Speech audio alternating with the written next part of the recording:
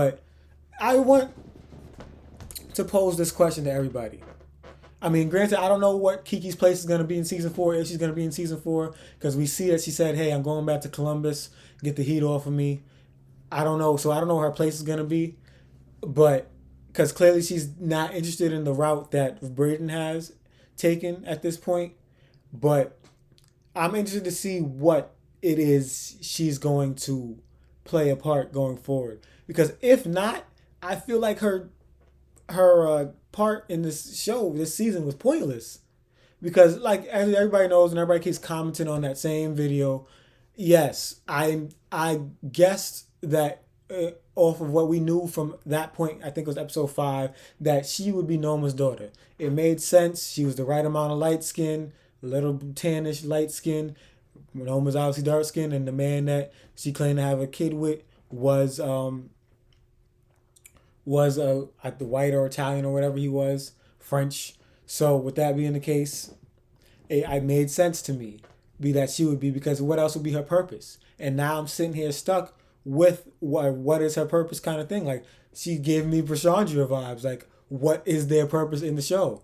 Because the kid the coldest, ain't changed, I stay the same and maintain it. Safe to say the kid getting older. Forever gang, I'm never switching over. Made a lane and niggas can't get over. I can't mess with rappers, they be bogus. Rather get the pack and keep it open. What's up, y'all? It's your boy Dapper, and we back for another Power Book 2 Ghost review.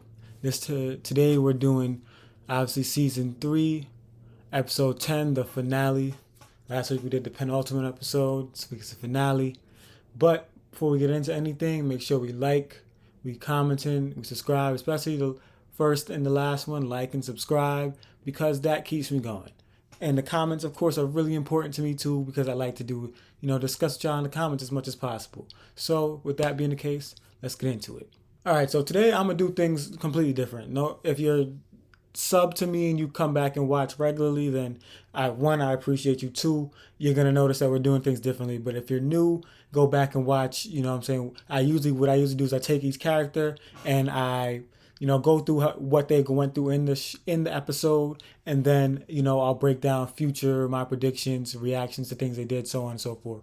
But because this is a finale and we were left with a lot, I kind of just want to talk about the finale in its totality. I don't really even want to, go break down character by character. I just kind of going to work through the episode. So I just want to say, let's start.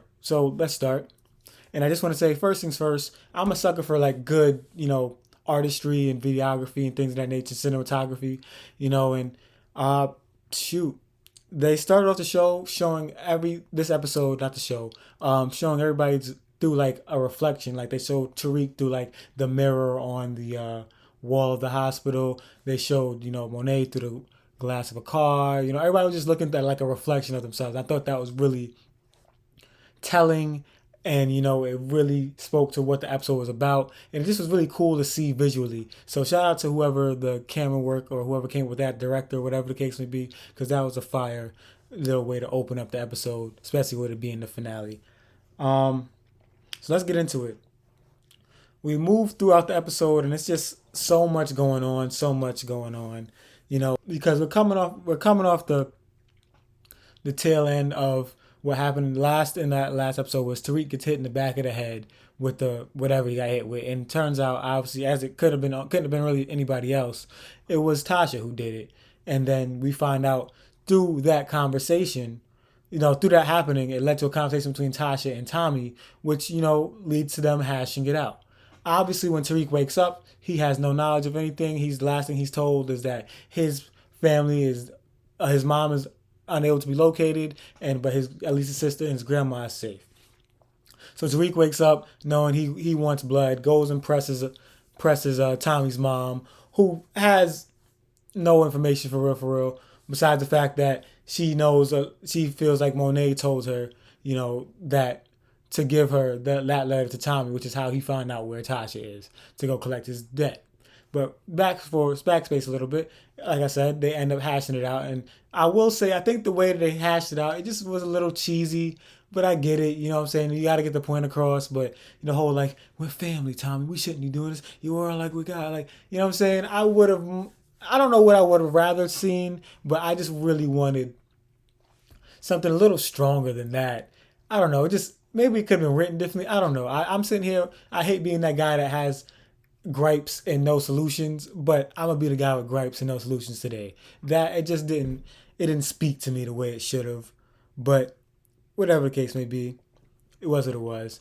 So the reason Tariq finds out, obviously, we find out that Tariq, Tommy ends up seeing him in the street. They go and talk, and he ends up telling him like, "Look, we hashed it out. We good." But one thing Tommy said to Tariq in that conversation that stood out to me clearly was, "Hey, you either gonna be a civilian or you're gonna be a gangster. You can't play in both worlds." And to me, that's a powerful point because we see Ghost kind of got killed trying to play in both worlds. And Tariq has said, especially in the end when he tells Tasha, like he's learned from those lessons. He's seen it happen in front of him, so he can't repeat it. And at this point, Tariq's already lost the trust fund. So my thing is, I feel like, and we'll get to what happens later on in the episode, but I feel like Tariq is now heavily leaning towards that gangster of two civilian between gangster. He's leaning towards that gangster route because you can't. He's realizing he can't play both worlds. It's not safe, and it's just not smart anymore. Now, granted, he's been utilizing the campus, the places he's been, West told him to maneuver, but he's gonna have to find new routes, new ways. So, moving on from Tariq a little bit, we end up knowing that something about Davis. Davis, as he's in this episode, plays a key role because he ends up obviously getting caught on cam, as we saw in the last episode, passing the note to Diana while she was in there. So he has to defend himself. Now he's on, like I said, that last episode I reviewed and reacted to, he's going down that Proctor route where he's kind of just getting implicated in all this mess, which is what he didn't want from the first place. He just wanted the money. If you remember correctly, Dave was just nickel and diamond. But now that he's so far deep in it, especially with the whole ring situation that started the season, he's kind of just unfortunately been implicated. And now with his brother going, he really doesn't care. So now he's willing to do whatever, to the point where he's recommending what Tariq should do and who he should kill, telling him Effie's dad needs to be dead, Lauren's gotta go. Like, you know what I'm saying? Like, he's recommending who to kill. Now that's crazy to me. That's crazy. Because he was never like that. So it's interesting to see that character. I don't even know if I call it development, but just that character arc, just play itself out. When they ended up finally meeting Noma. With that came obviously a conversation that needed to be had. They obviously both were loving and, being in love and riding around with the same dude. But that conversation quickly, dissipated. Obviously, Noma ends up asking the right questions. She finds out basically, in her mind, not that Monet admitted it, but, it's enough she was said that was led on to believe that Monet killed Mecca because she had to, for whatever the case may be. But that didn't stop Monet from pleading her case, not pleading, but presenting her case to Noma, saying that, hey, look, I'm all you got right now, so you gotta make me your new boss, your new person on the ground. Even though Monet has no idea really and truly what they've been doing per se, as far as what kind of things they're moving, and like, the guns, it's more than just coke, it's guns, it's everything, you know what I'm saying? Like, he was a major arms dealer, Mecca was. So, but she becomes a new boss, and that brings that information ends up going to the rest of the squad, Kane, Braden, to everybody. And obviously nobody's happy because Monet is on nobody's good side at that point. Nothing's worse than finding out somebody that you don't like is now your new boss. Like, that's literally the worst thing you could find out. So she ends up pressing Tariq, and with that comes out the information that she never visited Tommy to give him the information, which I'm surprised that didn't spark something in Tariq earlier, because I would assume with that information he doesn't end up working with, but the thing is he doesn't know who it was, so I guess that's why. But you know what I'm saying, that's clearly a red flag that she wasn't the one that gave the information away, but it was somebody that claimed to be Monet according to Tommy's mom. So if, as smart as Tariq is, that definitely, I know it set off a red flag in his head, but he just didn't know. But one important fact to know is that he held up his end of the bargain to Obi. Well, Obi held up his end of the bargain, cost him a slash in his face. So Tariq got him, what he needed, which is the green cards. But with that being the case, we'll touch back on Obi, who's Noma's henchman for those of you who don't know his name, and we'll move forward. So now Kane showed out his true mama boy feelings in this episode. I'd say I feel like Kane ultimately was just like, yo. Kane was just like, yo, he's just like, yo, I'm doing whatever it takes to be on her good side. Like, you know what I'm saying? And it's funny because Monet keeps telling him about himself in the worst of ways, but he just won't, ditch her side. Like, he'll not like her, but like he's so focused on getting back in her good graces that he doesn't see that like she's just disrespecting him as a man. Like, not even as a man and as her son. Like, just disrespecting him. All he cares about is Tariq, and he knows that she favors Tariq, so he's just trying to do what he can.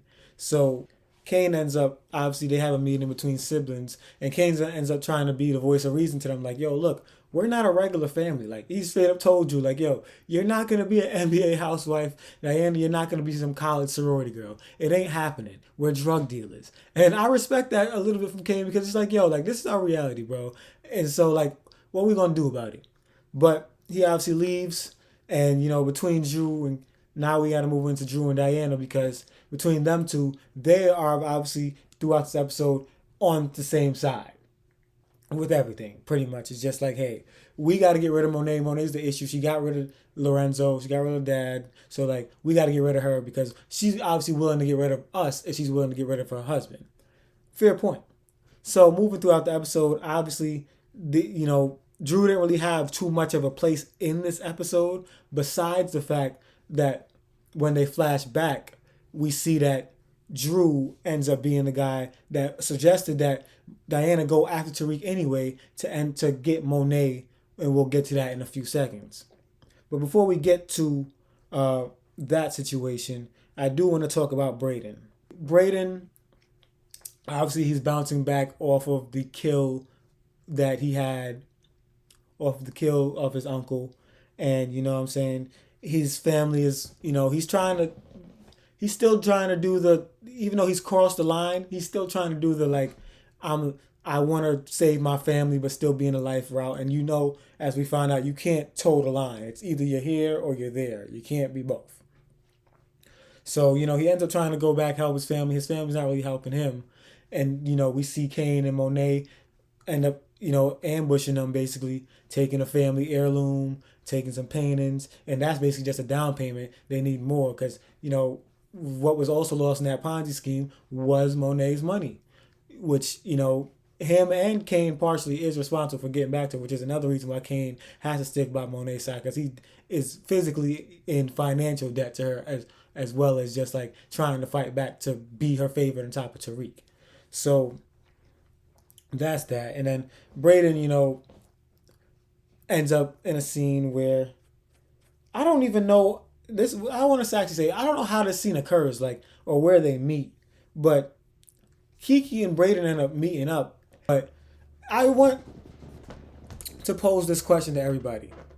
I mean, granted, I don't know what Kiki's place is going to be in season 4, if she's going to be in season 4, because we see that she said, hey, I'm going back to Columbus, get the heat off of me. I don't know. So I don't know where her place is going to be. But because clearly she's not interested in the route that Braden has taken at this point. But I'm interested to see what it is she's going to play a part going forward. Because if not, I feel like her part in this show, this season, was pointless. Because, like, as everybody knows, and everybody keeps commenting on that same video, yes, I guessed that off of what we knew from that point, I think it was episode 5, that she would be Noma's daughter. It made sense. She was the right amount of light skin, a little tannish light skin. Noma's obviously dark skin, and the man that she claimed to have a kid with was the white or Italian or whatever he was, French. So with that being the case, it made sense to me that she would be, because what else would be her purpose? And now I'm sitting here stuck with what is her purpose kind of thing. Like, she gave me Brashandra vibes. Like, what is their purpose in the show? And I get it. Like, at first, Brashandra added some like flair to the classroom scenes. Cool. But like now, like, I just don't get what her purpose is there. If that's both of them is in the show at this point. So I'm hoping season 4 provides bigger roles for the both of them because it's like, what else is there for them to do at this point? So it just doesn't make sense to me. But moving forward, since talking about women, we get to meet. I want to speak about the Effie and Lauren meetup. I think the Effie and Lauren meetup was pretty significant because we finally get to see obviously somebody who tried to kill her, and obviously these are Tariq's two top girls. Diana never really cracked top two in my opinion. I think Diana's always been at the bottom, and it's just always been Effie or Lauren in my opinion for Tariq. And they face to face, and obviously it doesn't go well, but because of the fact that, as we know, Lauren is tied up with her parents' safety and things of that nature. She helps them out regardless and recants her story. So Effie walks. The case blows up. She goes her merry way, and that was the plan. Everybody eats, everybody wins in that plan. But on the back end of that plan, obviously Effie gets out of jail, and Tariq cuts her off from the business because he can't trust her anymore, which I get 100%.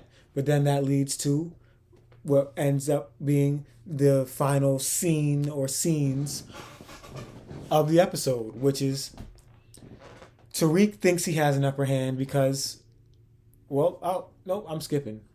Let me go backwards, actually.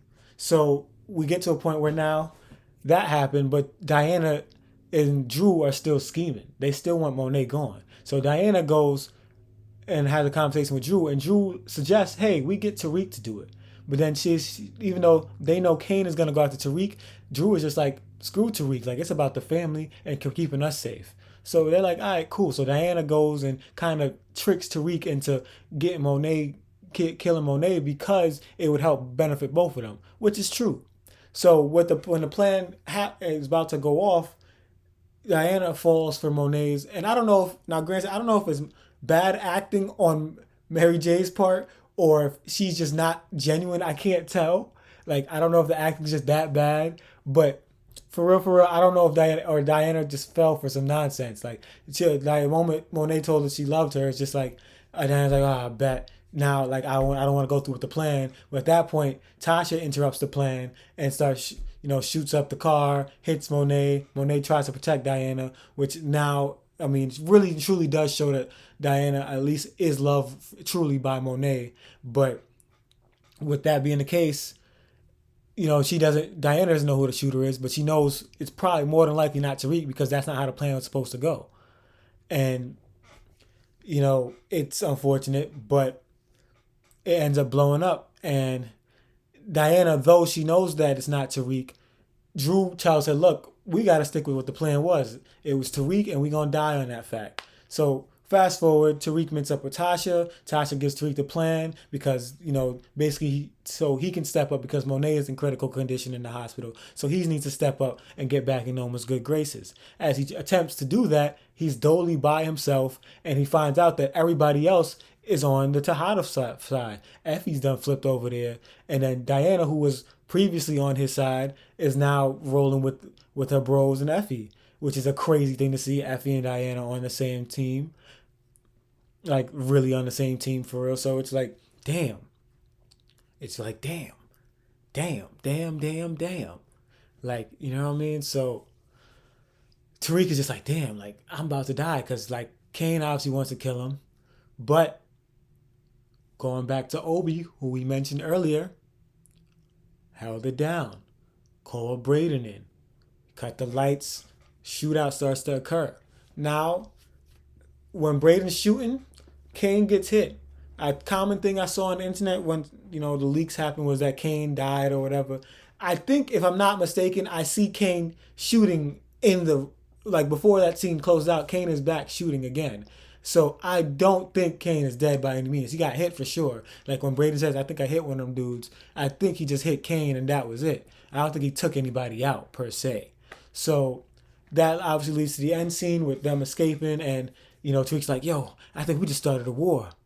And that brings to my point that I've been making, is that it's like I was right and wrong at the same time, because I was right at the split in the seams of the family and there was going to be a side to choose, but I did not think that that would end that quickly and it would just be a situation where it's Tariq versus the Tejadas. I didn't think it would go that route, at least not that quickly. So it's literally Tariq versus Tejada. I'm really wanting to see, because Diana has a conscience. Diana has a conscience. So I feel like it's going to eat at her that she knows. Sorry, guys. So it's going to eat at her that she knows that Tariq is innocent in this matter and that she's willfully just going along with it. Or it may not. But Diana easily elevates to being like one of the more hated characters at this point, because you done set this up. You almost got his mom killed. You know, all this. So this year you got debt to pay to Tariq. You about to be as dead to him as Effie is. And Lauren already took off, so Tariq about to have no women. But yeah, with that being the case, I think that should wrap it up, but on the recap vibe. But going forward, I want y'all to drop in the comments what y'all think will happen season 4 going forward. Because it's going to be shaped up to be an interesting season, because who's on Tariq's side? Just him, Braden, Davis maybe? And, you know, we got to figure out who else is on that side, because we know Diana, she's at this very moment on that side with Tejadas. Effie's on that side, Kane, Drew. So it's looking like it's very uneven numbers. But one thing is, Tariq is very smart. Tariq is very resourceful. So I'm interested to see what occurs from this and who, because somebody has to die. Somebody important has to die next season. Like important. Like Sax dying this season was big because Sax is been such a long term character. But other than that, I don't think anybody died that was like, you know, major. Like I think season 4 is a season where somebody major got to die, like a Monet, a Kane, a Drew, like, you know, somebody, at least a Drew, like somebody major has to die, because if this is gonna be war, somebody gonna die. It can't be a war and no casualties, right?